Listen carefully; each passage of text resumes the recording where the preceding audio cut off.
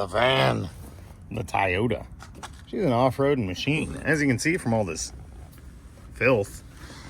Got the airbox lid, airflow meter off, and we've got the air filter in here. And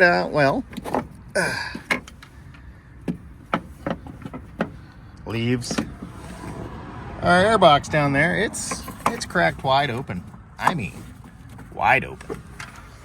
That's kind of a problem, especially since we like to take this thing off-roading. So I think we're gonna pull that airbox out, try to seal it up, but maybe even this is the cold air tube. Well, it goes right through the wheel well here and up to the front, and well, it's pretty low and in harm's way for an off-road vehicle. So if you look right there, then you look right there, and then you look right there, the bottom of the airbox is right there.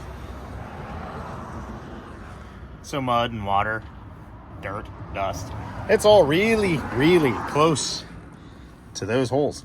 So I think today we're going to try to seal up this airbox and potentially punch a hole straight through this pristine panel and maybe run some kind of snorkelage.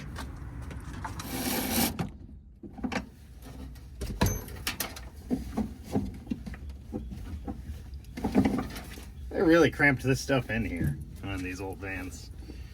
It's just swell. Okay. 10 years later, these crispy rubber couplers are hard to get off. All right. But alas, we have our box out. So, I guess step one will be try to rectify the brokenness of this thing. Yep. That'll probably be step one. And then try to seal it up more gooder. And then I wonder if we lob these mounting tabs off. If we can mount this thing in here backwards. We already have this intake tube, and it steps down to wildly close to this exhaust tubing I have. So that's probably the best case scenario. I don't know if we're there yet, but first let's try to straighten this, brace this, and glue back together. If we're going to do the old spinaroo to get this pointing out of the van, we need to verify that this is actually symmetrical, because, well, it still has to go back to it. And this part can't move very much. So, already looked at this, but it looks like as long as we just lob this mounting bracket off, where it's broken, we can probably put the lid on backwards and give us the right direction of sucky suck tube for our needs. So I think that's the first step, is get this to go on there wrong.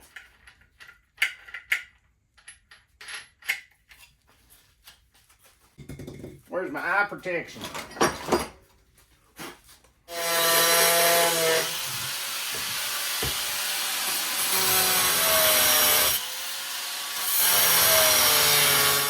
L bracket to use as our inside braces.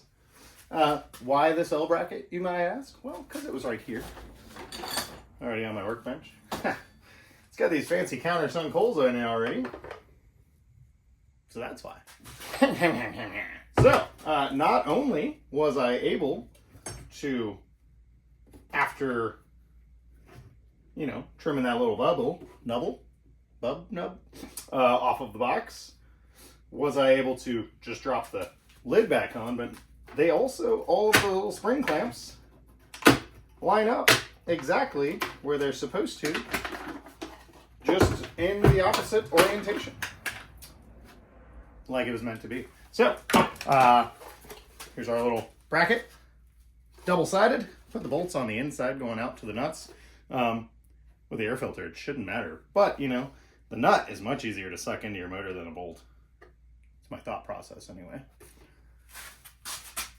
Little doggy here. So, this stuff we're going to have to seal up with silicone. I don't know if I even have enough at the house at the moment. So that might be something we circle back to. But for now, I think our next step will be trying to get this box in backwards into the van and seeing where this hole lines up, and probably have to support it in some way, shape, or form so that it doesn't flippy-floppy around in there. And then blast a 2.5-inch hole in the side of that van. That's fine. That's our box fitting roughly where it goes. We even had our lid, airflow meter, and intake tube all hooked up back the way they're supposed to be. Excellent. So next thing to do is figure out where we're punching our hole. Great, right? So I'm gonna take this Sharpie, stick her down in the hole there, and try and make a mark, hit it with a drill, and see where we end up. Guess I gotta find out if I even have a hole saw that's big enough for this. Nah. All right, well.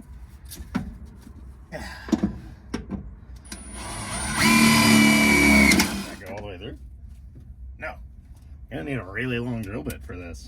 I don't actually know how I'm gonna do that. Might just, I don't know. So, next step up, the body's on a downward angle right there, so it's causing the drill to want to walk. Not to mention it's literally maxed out lengthwise. So, I guess we'll keep working.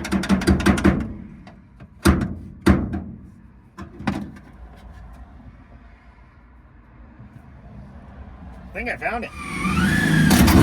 Well. The right tool for the job. I'll just adjust the carburetor here.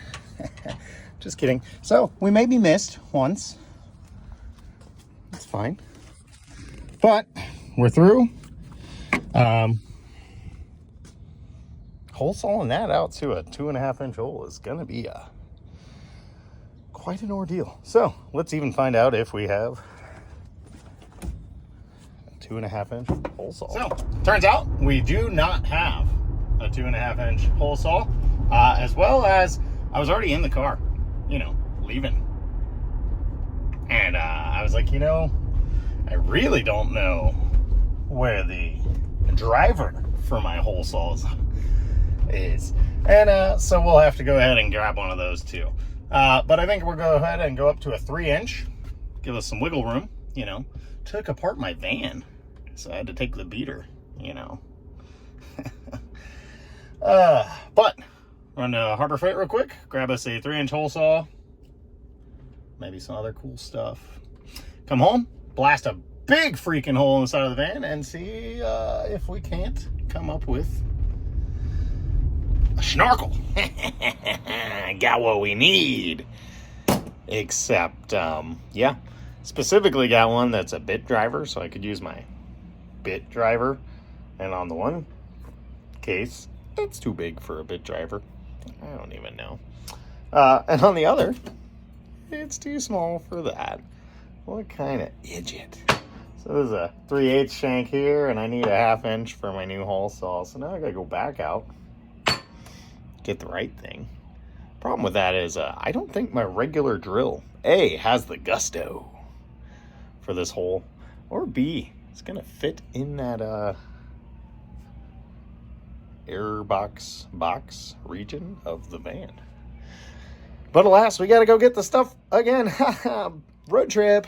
Dang it. Alrighty, got the doodad I needed. Arbor, I think that's what those are called. And yeah, just as suspected, it don't fit in the chuck on this Warrior drill I just bought recently. I just murdered my old DeWalt, drilling some big old holes the other day, and it was dead. So I bought this Warrior because it was like $9, you know, at the Harbor Freight. I don't do a lot of drilling that requires a drill. Most of the stuff I do can deal with a bit driver. So guess I'm still gonna have to upgrade in the future. So I still don't have a way to turn this bad boy, but I've got a plan. I think this shank here is a 7/16, which works out to an 11 millimeter.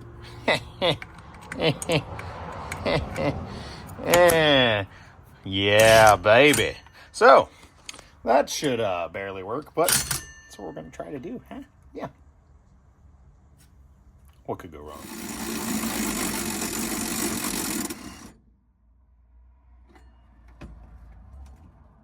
Oh, we broke something. Great. Oh, okay. No biggie. No biggie. Something. Oh, where's my drill bit? Yeah, that's fine. Just drop the drill bit down into the great. So, wow, we really did a number on that. Good Lord, had it for 3 damn minutes. Maybe we had too much torque, but we lost our drill bit. That's definitely going to be in the rocker panel somewhere. That's fine. But it's got these little alignment dowels that pop down and hold it from spinning. Well, sheared those right off. And it seems like the threads, well, they're just gone to take this thing off.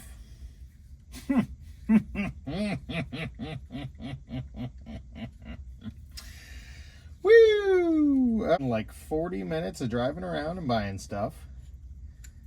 2 minutes, not even, of drilling. And, well, we've already ruined everything we just bought. Where there's a will, there's a way, eh? So, got these M6 bolts and some nuts. And, well, we stole the countersink, or the set screw and drill bit out of this other arbor we had. So, or heretically, we're back in business. Now, I think I'm going to try to go from the exterior first, because it's probably only one layer, and maybe we won't be impacting so hard, and therefore doing as much damage.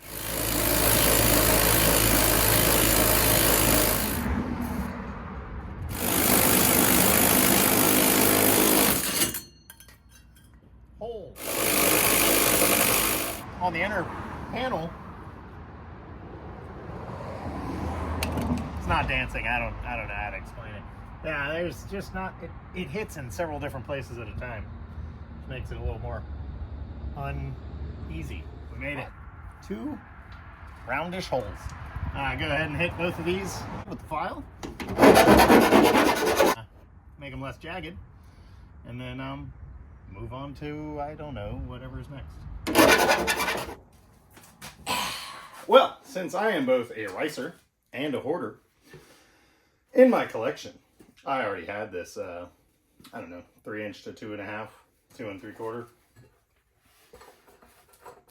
3/4 coupler laying around in my parts stash. Your results may vary. I really wanted to use the factory Snorkely tubey that came out of here for the conservation of cost, but it makes kind of a 90 right off the rip, and well, that would be inside of the van.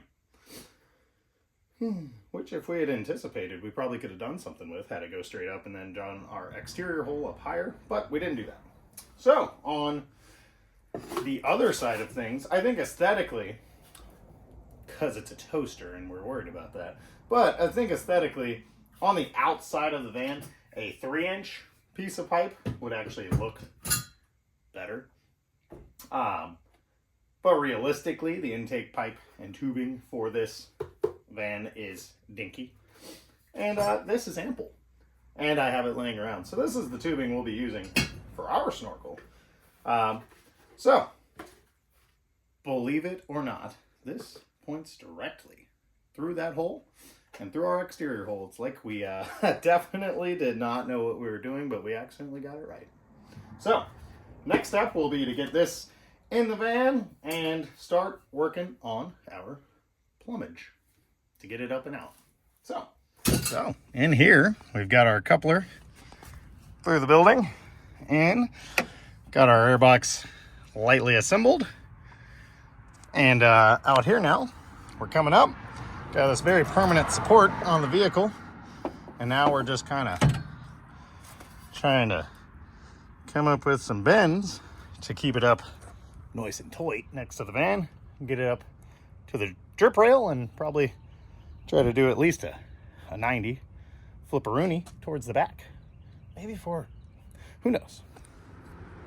Definitely a two hands kind of job. Okay.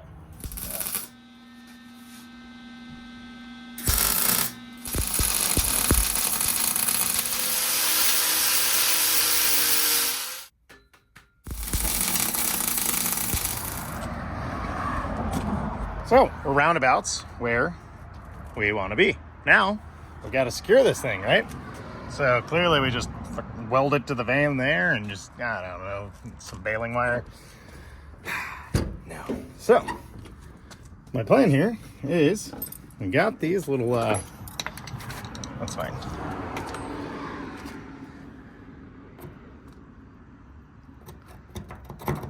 Okay, little L bracket. Drops down into the ground, into the drip rail up here. And then we'll just have this flatter piece probably welded straight to the exhaust. Tink, tink, tink. And then this bolt hole up through there, we'll just run a bolt down between the two, like so, which will pull them together, therefore clamping this to our drip rail. Right? That's the thought, at least. So we'll mark our locations, roundabouts with the Sharpie, and then we'll go do some metal gluing. Current situation. We've got our plate here, contoured to fit the pipe, and we're gonna lay it right there, weld her in, and then this should clamp the drip rail just like that when we tighten the bolt. Just like that. No problem, right? Well, I guess we'll see. So, we're secured up here. But I found that only having it secured up there in one location still allowed this thing to really wobble side to side. And seeing as it's only going to be secured down here to this box, I think what I'll do is I'm going to, it's just the back of a U-bolt. I think I'll probably go ahead and mark this, weld it to our pipe, and then bolt a rubber spacer to the back side of that so that it can just chafe on the body because, well, who cares? All right, so we are now at the step of the process where she's on there. Okay. Theoretically, we know everything on the inside here. It's gonna work. We're connected to the box. Box is roughly where it should be. Intake tube should work. Blah, blah, blah. So, next step, we gotta seal that lower portion of the box because it's cracked and it's busted. And well, now that we've got our intake coming up for up here, we don't want any air, mud, or water coming in from down there. So, I don't know. Let's look at that.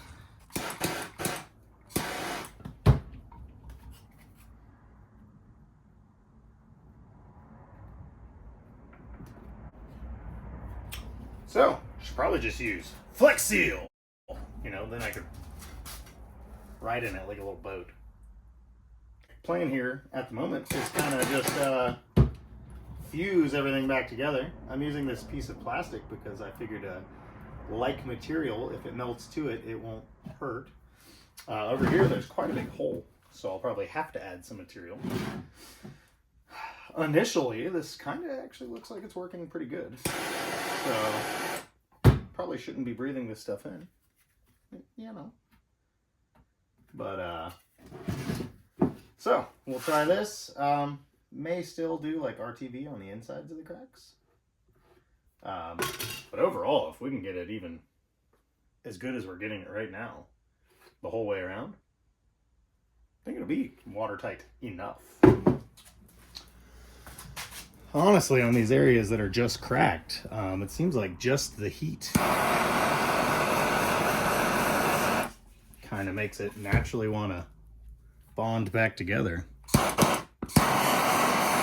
So, haven't really been having to work it much, but we'll just go ahead and close it in. It's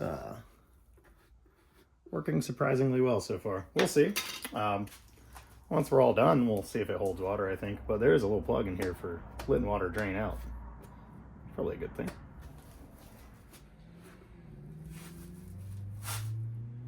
Oh, hey! Yeah. So, that went extraordinarily well. Not sure about the durability of it, but it's sealed perfectly. Blown away.